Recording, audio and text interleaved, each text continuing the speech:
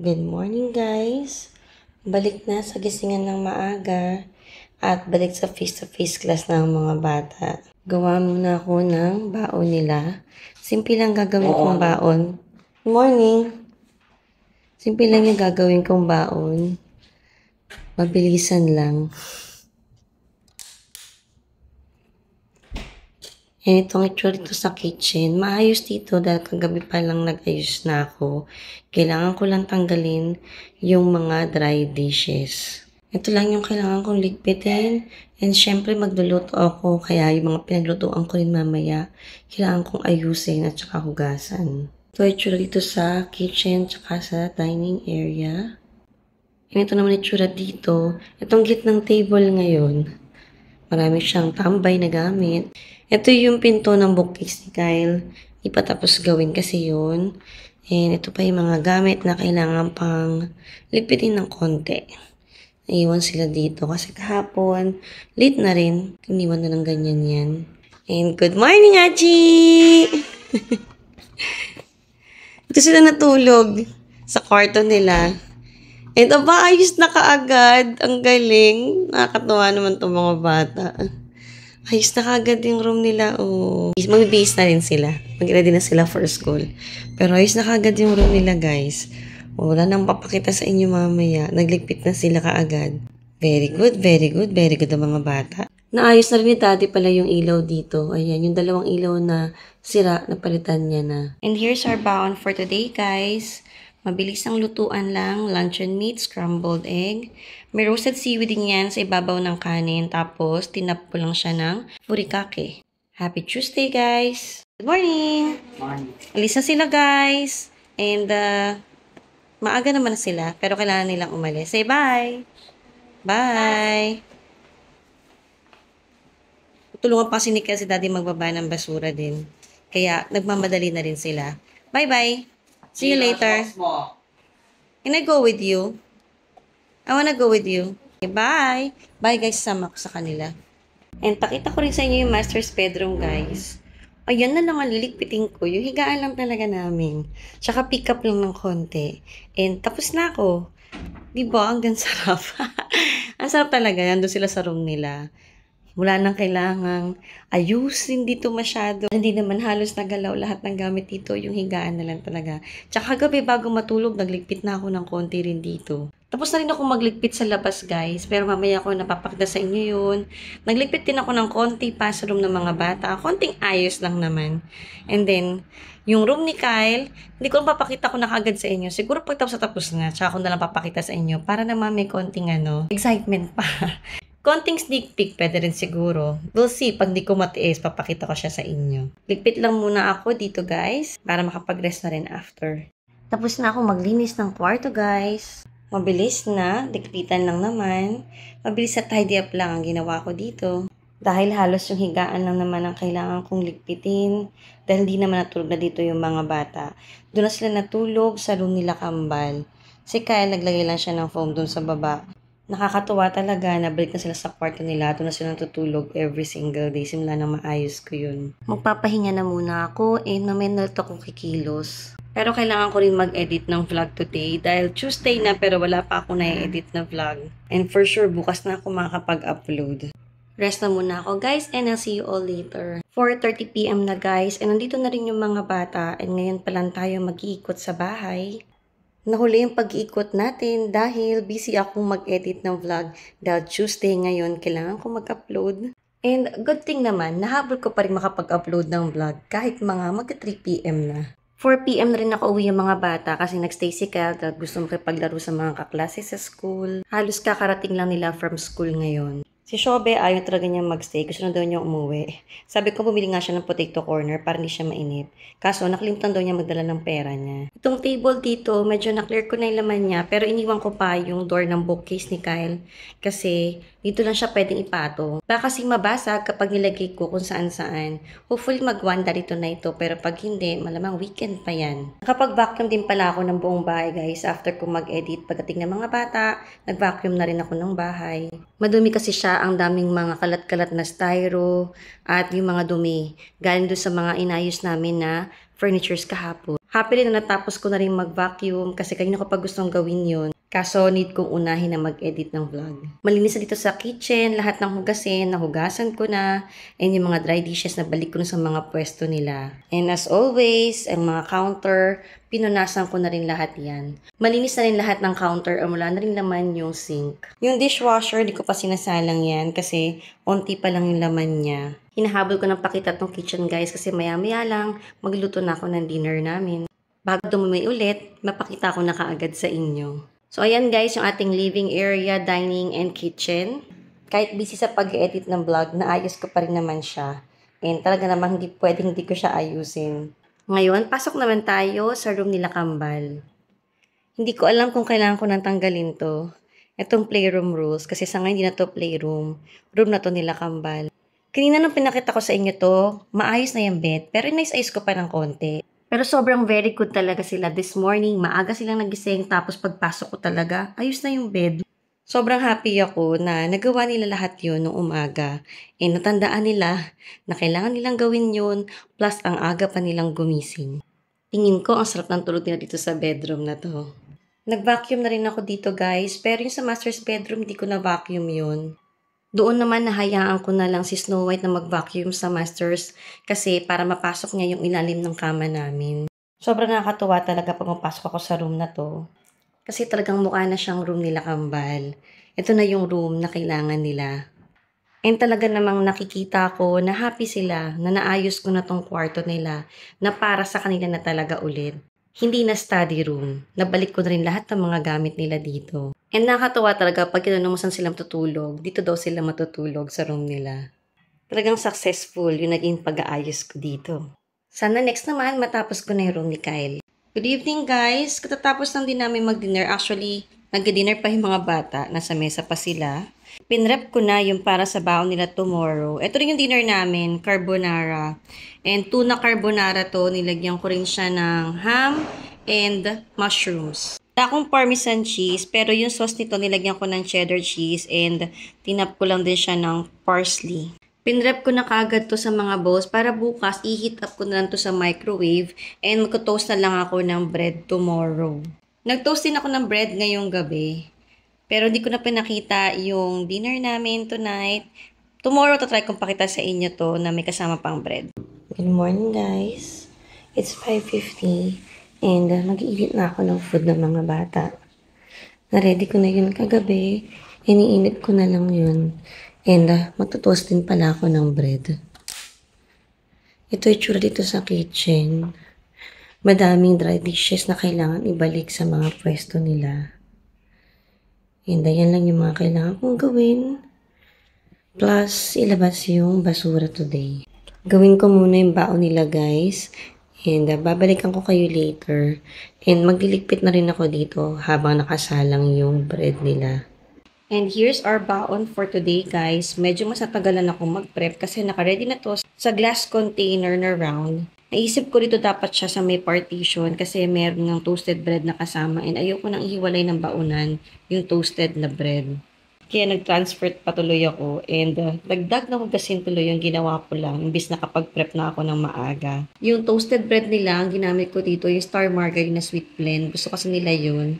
Masarap daw. Yung mga bata kasi sobrang fan talaga nun. And hindi ko na iniba yung kay daddy, hindi ko na ginawang garlic toast. Yung carbonara naman ngayon, nilagyan ko siya ng ham, tuna, at saka mushrooms. Kasi wala na rin akong bacon. Kaya kung anong meron dito sa bahay, yun na lang ang ginamit ko. And okay na okay naman. Sobrang ang dami nakain din ng mga bata kagabi nung nag-dinner kami. Happy Wednesday, guys! Say good morning! Aalis na kami, guys. Ihahatid ko na rin yung mga bata. Say bye na pala agad. Bye-bye! Nasa baba na si daddy na, guys. Sa siya ng car, naglalabas na. Bye! May isang batang walang lunch bag dahil naiwan sa school. Ayan, may pangiti-ngiti. Alam na kung sino ang salarin. Let's go na. Bye, guys! Bye! Labas na tayo. Ay, magpapatay pala muna ako ng mga ilaw. See you later, guys! Pasok naman tayo sa master's bedroom, guys. Tapos na ako magdinis sa labas, pero mamaya ako nakaiikot doon. And pagkatid namin ng mga bata, nagligpit na ako ng konti sa mga rooms nila. Konting tidy up na lang kasi nag-ayos na sila. Very good pa rin sila today. May mga konting iniwan-iwan pero okay na yun. Nag-ayos na rin agad ako sa living area, sa kitchen, tsaka sa dining. And dito naman tayo ngayon sa masters. Higaan lang talaga ang aayusin ko dito ngayon, guys. Wala nang masyadong lilikpitin, wala nang iuurong ng mga furnitures dahil nakapwesto pa rin yung mga furnitures dahil hindi naman dito natutulog na yung mga bata ngayon sa room namin. Ligpitin ko muna to, guys, and I'll see you all later. Tapos na akong maglinis ng bedroom, guys. Sobrang quick, tidy up lang talaga ang ginawa ko. Inayos ko lang tong bed namin, pick up some few things, and ayun lang, tapos na akong magligpit dito. Hindi ko kailangan mag-vacuum, dahil si Snow White na lang pagbabacuumin ko dito ngayon. Si Snow White po yung robo-vacuum namin. Siya na lang ang in charge sa paglinis ng sahig namin para ilalim ng higaan, malinis din. Salamat talaga sa mga ganong klaseng cleaning tools na papadali yung mga house chores. Ngayon, pwede na ako maupo, magpahinga, mag-binge watch o magbasa ng book. Mamaya, sabak na ulit sa kusina, magluluto naman ng pang-dinner namin at ang baon nila bukas. Pahinga muna ako, guys, and I see you all later. Magre-recharge muna ulit ako para mamaya mas maraming energy para magluto at asikasuhin yung mga bata pag uwi nila. Good afternoon, guys. 5 PM na and ngayon pa lang tayo maglilibot sa bahay. Busy ako kaninang mag-edit ng vlog para makapag-upload ako bukas. Hopefully nga ay ma-upload ko yun bukas. And ito itsura ng ating sala. Nag-stop na ako mag-edit dahil kailangan ko na mag-prepare ng pang-dinner namin. Medyo matagal din kasing i-prep yung Bake Mac. Kaya kailangan agahan ng pagluluto. Ito na ang dining area and ito naman dito sa kitchen, guys. Malinis na ulit pero yung mga dry dishes may kailangan na naman akong tanggalin. And ito yung lunch bag ng mga bata. 2 lang. Dahil yung kay Shobe naiwan nga niya sa school and hindi pa niya nahanap kanina. Bukas daw itanong daw niya ulit sa Lost and Found. Sana mahanap pa. And itong mga to, medyo basa pa yung iba kaya hindi ko pa tinanggal. Pero tanggalin ko rin yan maya-maya siguro habang nagluluto ako. Pakita ko muna sa inyo yung kusinang malinis ulit dahil maya-maya lang. Magugulo na naman ulit dito. Hopefully mabilis na ako makatapos magluto. Naglalaba rin nga pala ako, guys. Yung uniform lang ni Kyle, yung PE uniform niya. Kailangan daw niya ulit kasi bukas. Today kasi PE niya. And bukas ulit daw, yun daw ang kailangan niya ulit suotin. Dahil meron silang program sa school and naka-PE uniform dapat. Hindi ko naman papakita sa inyo yung room nila kambal. Kasi nakatambay na sila ngayon dun. And si Kyle naman nakatambay dun sa room niya. Dito naman sa master's bedroom, guys. Busy si Snow White. Ngayon ko pa lang siya pinagana para mag-vacuum dito sa kwarto. And tinaas ko yung upuan. Kaya naman yan lumusot dyan, pero tinaas ko na para mas madalian siya makapunta sa ilalim ng bed namin. At tinaas ko yung gilid ng comforter namin para hindi niya makain. Ayan, no, nakatuwa, diba? Kasyang-kasya siyang lumusot dun sa ilalim. Kaya siya yung pinagbabacuum ko dito para pati ilalim ng bed na babacuum na maigi. Bababa ko na lang ulit yung mga upuan pag tapos na siya. Ang ganda tong robo-vacuum namin. Talagang hindi lang siyang parang laruan. Talagang yung buong surface area, binavacuum niya ng maigi. Smart kasi talaga ito si Snow White. Kaya nitong mag-map, pero hindi ko ginagawa yung pag-map usually. Pa-vacuum lang halos yung pinapagawa ko sa kanya. So, ayan guys, iiwan ko si Snow White dito. And ako naman, magluluto na. I'll see you later. Tapos na ako magluto, guys. And bake penne yung ginawa ko. Actually, ito yung recipe ko ng baked macaroni. Kaso wala akong macaroni, kaya yung penne ang ginamit ko. Meron po akong separate vlog nito kung paano ko ginagawa tong baked macaroni. And nag-toast din ako ng bread. And wala na kaming normal na sliced bread or yung hotdog bun. Kaya itong burger bun na lang ang ginamit ko. Itong sa malaking baking dish, ito yung pang-dinner namin. Siyempre, ito ring bread, ito yung pang-dinner namin. Bukas na ako mag-toast nung para naman sa baon nila. And itong 5, ito yung pang-lunch namin bukas. Meron na rin akong sariling baon para bukas. So, tomorrow, iinitin ko na lang to. Ma-microwave ko na lang siya. So, mabilis na lang bukas. Let's eat, guys! Good morning, guys. It's 6 AM na. Late akong bumangon lang dahil nag-heat up lang naman ako ng food. And magka-toast lang ako ng bread. Naka-ready na yung heat up ko dito sa kitchen. And ito yung mga lilikpitin ko dito. Ito na yung i-heat up kong baon nila. And ito naman yung mga likpitin. Yung mga dry dishes na kailangan likpitin. Plus, kailangan din maglabas ng basura again. Ayusin ko lang muna yung baon nila guys and I'll see you all later. Unahin ko muna tapusin to. And here's our baon for this Thursday. Baked mac. Actually, baked penne nga. And toasted bread. Sobrang crunchy ng toasted bread. Di ba anak? Yung may bata nagbe-breakfast ng toasted bread dun. Ininit ko na lang tong Bake Mac sa microwave.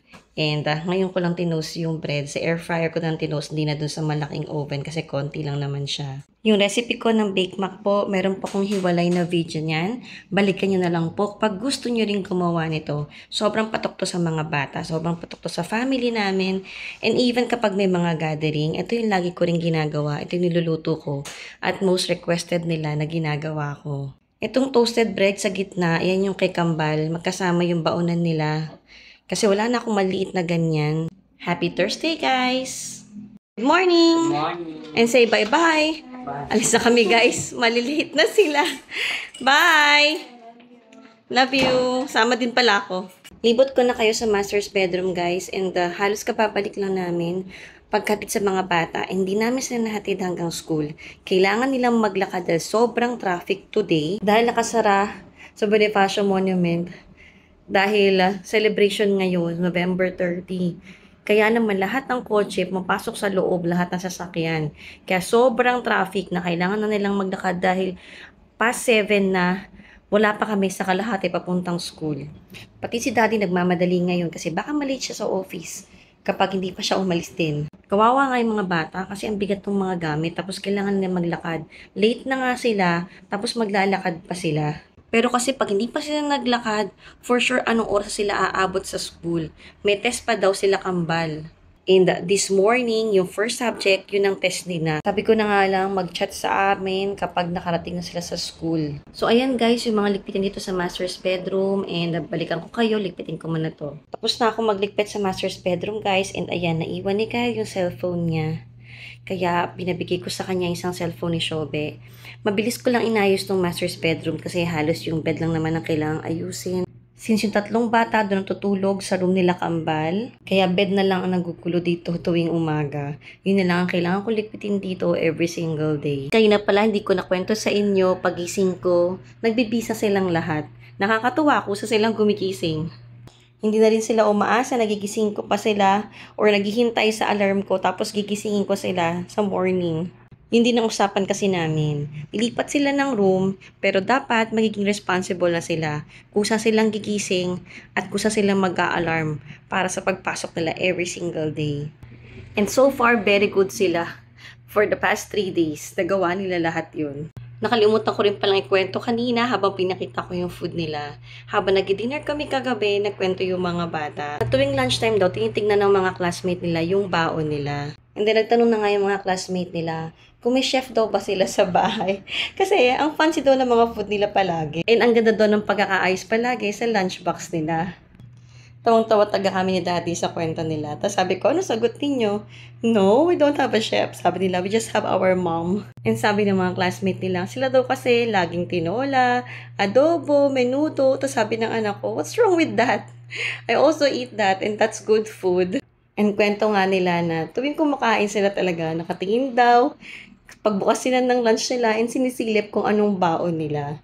Sabi ko, buti hindi nanghihingi. Actually, sa classmate ni Kyle, laging tinitikman yung baon niya. Gustong tikman yung baon niya. And then kay Kambal naman minsan, nagsabi din, pero hindi nag-share tong si Kambal. Sabi nila kasi, uso pa rin daw yung mga sakit, kaya ayaw nilang mag-share. Tama naman, pero sabi ko, pwede naman yan bigyan ng konting portion na bago siya kumain, para hindi pa nagagamit yung spoon and ibigay na kaagad. So, yun lang naman yung munting kwento ko tungkol sa pagkain nila, tungkol sa baon serye nila. Magpapahinga na ako guys and habang nagpapahinga, mag-edit din ako para may upload ako today. Konti lang naman yung aayusin ko and then sana ma-upload ko yun today. I'll see you all later!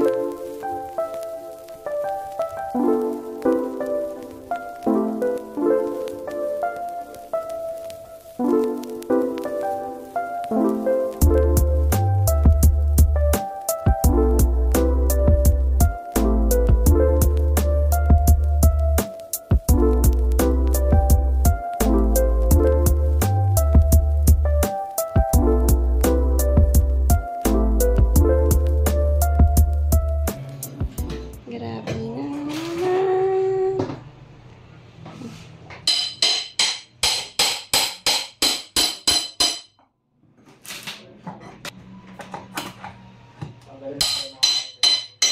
Ayaw. Sobro. Ba't mo si Petiram dito, Daddy? Wala tayo eh. Nangyaram kita. May binabahay ka na palang iba dito sa gym eh. Good afternoon guys. Pakita ko lang sa inyo ang bahay ngayon. Dahil kahit ako hindi ko maisip kung paano ko linisin agad lahat to. Nagpa-pest control ulit kami dahil sa ani dito sa bahay. And sad to say, dahil 1 year kaming nawala dito, kumalat na naman yung ani dito sa bahay. And ang dami na naman niyang sinira. Pero wala na kaming magagawa dun. Ganun talaga. And ngayon, nagpa-pest control na ulit kami. And every 6 months, uulitin yan. Ganito ang itsura ngayon dito. Dahil syempre lahat ng gamit kailangang iurong. And talagang halos lahat ng part ng bahay may anay na. Kumalat na talaga sila kung saan-saan. Meron sa masters, meron sa laundry area, dun nga sa room ni Kyle, sa room ng Kambal. Sa gym, meron na din, sirang-sira na yung cabinet, Daddy, yung baba ng cabinet niya. Dito sa pantry, itong side na to, binakbak na yan kanina. Ito yung mga nabakbak nilang wood na may mga anay, kung sang part ng bahay. And napakagulo, as in buong bahay magulo ngayon. Good thing lang, itong kitchen, ito pang hindi pa rin inaanay yung mga kami dito. Thank God naman, may natira pa din. Sa sala naman, ang pinaka-problema lang yung malapit sa door. Yan ang may anay. Kung nakita nyo, banda dun, sa taas ng door sa right side, may mga butas-butas, binutasan nila yan para ma-sprayan and ma-check kung ano saan pang parte or kung gaano kalala na yung inaanay na part saan. Nakakalungkot tignan lahat ng mga nasira. Pero wala talaga kaming magagawa sa ngayon, kundi bakbakin and then i-repair na lang talaga. Dito sa laundry area, ayan, yung buong baba, inanay na to guys. Matagal na namin napansin yan. And alam ko na may anay na talaga dyan. In-sprayan ni Daddy yan before.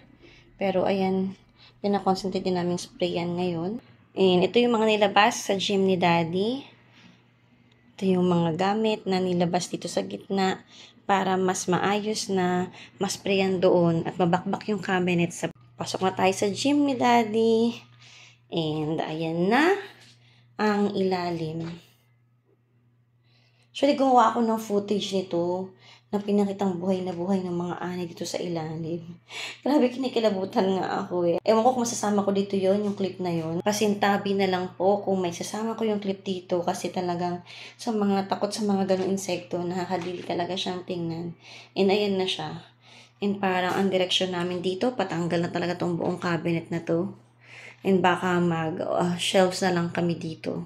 Ayan, pati sa taas, may anay na rin. And sobra yung kumalat na hanay dito. Grabe talaga. Ito kasing katabi ng sirang kwarto, yung kay bunso ngayon na room. Kaya ito talaga yung sunod na pupuntahan niya. And 1 year kami nawala dito. Kaya ayan, hindi siya na-maintain. Hindi siya na-pa-maintenance yung pagpapa-spray ng anay. And ito pa yung area na talagang kinain na ng anay. Ito yung window na sa pagitan ng gym at saka room naman ni Kambal to. Yan, sobrang ubos na rin siya kung makikita nyo. Grabe, no? Ang dami namin kailangang ipagawa. Ito yung area na yan. So, dyan yung window na inanay. Hindi ko lang sure kung yung part na to inanay.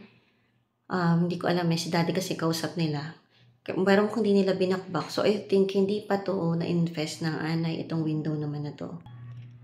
All the while, ang akala lang namin, ang papalitan lang namin at aayusin yung room ni Kyle. At saka, itong window nga, matagal na namin nakita yan. And alam namin na kailangan paayos yan. Pero turns out, pati pala to. Sira na rin pala. Pasok rin tayo dito sa room ni Kyle, yung sira pa. Hindi ko pa papakita sa inyo yung ginawa ko last time. Pero, ayoko nang pakita. Saka na panaligpit ko to. Hindi ko pa napapakita sa inyo yung inayos ko kasi yung bed niya. Tsaka naglagyan na ako ng curtain dito. And, ito pa rin naman dito, sira pa rin. And, dapat today, pupuntahan yan. Kaso hindi na pinaschedule ni Daddy. Dahil hindi niya alam kung gaano tagal yung pag-spray ng anay. Para isang pa-estimate na lang daw doon sa mga kung anong sira dito sa bahay. So, dito naman, hindi naman ganun kagrabe niligpitin ko. More on sa sala lang. At saka sa master stain, magulo. Dito lang talaga kasi dito nilabas yung mga gamit na kailangang ilabas dun sa gym. Kaya ito lang yung super gulo. Tsaka syempre yung mga furnitures kailangang i-move para mas makapag-spray sila ng maayos. Tsaka tumutulo, pwedeng matuluan yung mga gamit. Pasok naman tayo ng master's bedroom. Ay, gusto kong huminga ng malalim. Ang dami kasing ligpitin. Kami naman lahat gagawa siguro nito. Busy pa naman din si Daddy. May ginagawa rin siyang project. Pero ayun yung mga ligpitin. Pag natapos na yung pagtulo, babalik ko na rin siya. Dito may mga sira na. Itong cornisa dito, inani na rin daw yung part na yan. And so far naman, itong mga cabinet namin dito ay wala pang anay. Thank God. Di naman siya nasama. And minove namin tong bed. Kasi mag-spray din sila dito. Naku po, may tumutulo pala dito. Oh my gosh. Urong ko lang muna tong mattress, guys. So, ang solusyon ko, nilagay ko muna yung storage box. Hindi ko ma-fold yung mattress. Ang bigat niya. Hindi ko siya pwedeng gawin. Wala si Daddy nasa baba. Sinasamahan nilang mag-spray sa ground floor at saka sa taas, sa fourth floor. Nadumihan niya yung sana yung bedsheet pa lang. Kailangan kong tanggalin yung bedsheet para malabhan yun. Hindi pa siya umabot dun sa mattress sana. Check ko rin. And ayan, ang itsura po dito. Ang mga kalat na kailangan kong ligpitin. Ang daming ibabalik na mga gamit. Sa room nila kambal, hindi masyado. Ang bilis lang nila doon at saka halos hindi nagalaw yung mga gamit na nabalik din agad sa mga pwesto. Kasi so far, wala din yata doon. Yung room doon ni Kyle, wala na ring anay doon. Ang marami ngayon sa gym. At saka dito, ayan, yung taas ng ceiling dito, meron ding anay daw dyan. Kasi yan yung tumagos sa sala, nasa corner ng pinto. Yan yung tapat nun, kaya umabot na rin siya dyan. Kaya dito yung sobrang binomba nila ng maigay ng chemical. Kaya ang daming tumutulo, hintayin muna na matapos bago ibalik yung mga furnitures. Ayun na nga sa kama namin, nakita nyo may tulo na nga.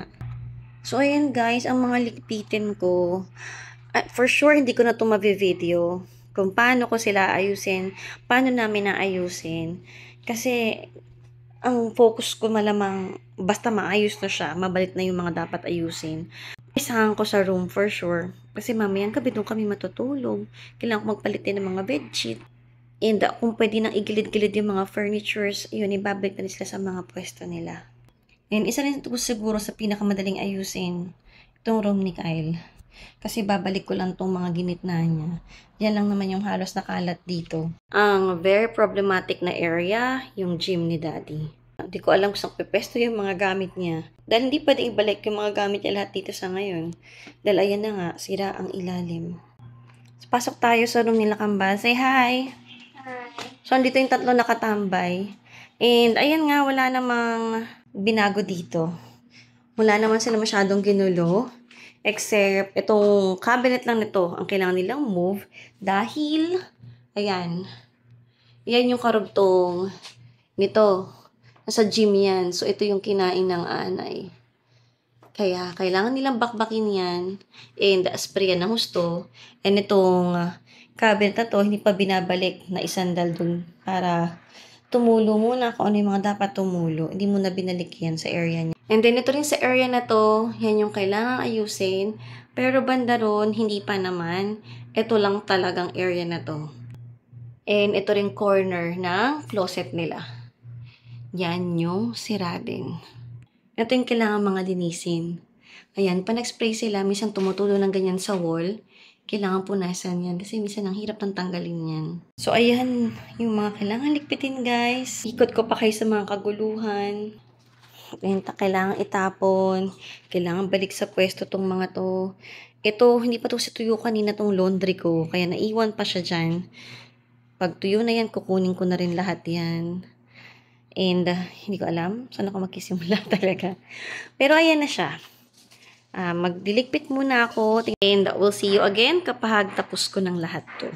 Supposedly, magki-Christmas decorate ako this weekend. Pero parang malabong mangyari yun. Sobrang late na. Kailangan ko na mag-decorate. Pero kailangan ko unahin to. Kailangan ko unahin gawin to. Tama nga, hindi muna ako nag-decorate. Kasi kundi, grabe ring ligpitin na nakapag-decorate na ako tapos ganito kagdumi. Good morning, guys! Ngayon ko pa lang kayo ililibot. Pero kagabi pa lang, natapos na naming ligpitin lahat to. Hindi naman ako nag-dust pa dito. Ita-dust ko na lang tong feature wall na to kapag maglalagay na ako ng Christmas decors. Pero itong sofa, ayun, finally, nalinisan din yung likod niya. Pero nalinisan ko naman yan nung bumalik kami dito. And ngayon, may mga konting alikabok na rin. Nagkaroon din ng chance para linisin na rin yun. Yung sofa nga namin, nangangailangan na ng cleaning. Pinag-iisipan ko kung papalinis ko na lang ba siya or bibili na lang ako ng panglinis. Matagal ko na rin kasi pinaplanong bumili ng Bissell na Spot Clean Pro. Tingin ko yun yung okay o kaya yung Backmaster. Pero sobrang pinag-iisipan ko rin kung sulit ba na bumili or magpa-clean na lang para mas less pagod din. Maganda lang sa may sarili, one-time investments, pati yung mga mattresses namin, pwede ko ring linisin. Mahal sa umpisa pero pang matagalan na rin naman siya. Kahapon, sobrang di ko alam, tsaka na-overwhelm ako kung malilinis ko lahat to. Pero ayun, naglinis naman at tumulong naman lahat. Mabilis nga lang din kaming natapos kasi lahat naman tumulong. And umorder na lang kami ng pang-dinner namin. Yung kinuha pala naming pest control, yung pa rin sila, yung Termes pa din. And sabi nga nila, kaya daw inana yung bahay kasi 1 year kaming nawala dito. Kasi yung anay daw, nag-alert daw talaga yon kapag sa dilim din. Gusto nila yung madilim yung bahay. Sabi ko nga, next time pala dapat pag umaalis, iniiwanan lang bukas yung ilaw. Para hindi madilim yung bahay. And grabe nga, buong building naman yung pina-pest control namin. Pero dito nga sa bahay namin, pinakamadaming nag-infest na anay. Sobrang sad kasi ang dami na naman nasira, ang dami naman nadagdag sa kailangan naman namin ipaayos. Pero wala nang magagawa. Ganun na talaga. Yun ay nangyari eh. Kailangan namin talaga magstay sa Mandaluyong for 1 year. Kaya pagbalik naman dito, ito na yung mga nangyari sa bahay. Unti-unti, maayos na rin naman namin to. Pinapakita ko na rin pala sa inyo to agad kasi mamaya papasok ko na rin yung ibang mga Christmas decors ko. Hopefully, makapaglagay na ng Christmas tree today at ma-decorate man lang itong sala at kitchen area. Excited na rin ako. Gusto kong mamili sana ng additional na Christmas decors para sa tree namin. Pero we'll see kung may oras kami ngayon kasi may lakad din kami ng lunchtime. And kailangan kong pakita rin talaga sa inyo to guys. Kasi ang tagal na nito, di ba? Ang dumi nitong dining table namin. Dahil di rin kami madalas kumakain dito. Kaya lagi rin nakakalimutan na mas dinisin na. Pero kahapon, ayan, naangat na yung salamin. And finally, nalinis na namin siya. Kaya naman nakakatuwa. Simpleng mga bagay, pero nakakasaya ko yan. Hindi na ako naasar sa itsura niya. Malinis ulit ito sa sala, sa dining area, sa kitchen, pati yung pantry, nalinis ko na rin yun. Yung mga rooms, malinis na rin. And natutulog pa kasi yung mga bata. Si Kel na lang actually ang tulog dun sa kabilang room. Kaya hindi ko pa mapakita sa inyo. Doon sila natulog sa room nila Kambal. Doon natulog yung 3. Hopefully, matapos na namin yung room ni Kyle para doon na rin siya matulog sa room niya. Kung kakayanin niya matulog mag-isa. Kahapon, no, kung maalala nyo, grabe talaga naging itsura dito sa bahay. Ang gulo-gulo. Na parang nakakaiyak. Di ko alam kung paano ko sisimulan ligpitin. And ito na lang yung mga kalat, yung mga gamit na hindi ko pa maliligpit sa ngayon. Kasi ito yung nasa gym ni Daddy and pinakita ko naman sa inyo na nasira yung cabinet na niya doon. Inanay na yung baba. Kaya hindi namin mababalik lahat to hanggat hindi pa napapagawa yun. Papabaklas niya na nga lahat yun. Pero itong mga nasa itim na baskets, plan ko ilagay lang yung takip niyan para ma-stock namin siya ng maayos. Pwede namin ibalik sa loob. Tsaka itong mga tools niya. Pero itong mga nasa drawers, yan na hindi ko alam kung paano namin matatanggal dito. Siguro baka ilipat mo na doon sa storage area namin sa kabila. Para lang di siya nakakalat ng ganyan. Kasi I don't know kung mapapagawa rin kaagad itong sa gym area. And ayan na ang ating tree. Merry Christmas! Ayusin ko pa. Hindi ko mas steady yung lights. Wala pa yung kahit ano. Talagang meron lang siyang mga konting decor na. And 2 years old na tong Christmas tree na to. Ang first Christmas tree namin dito sa Malabon.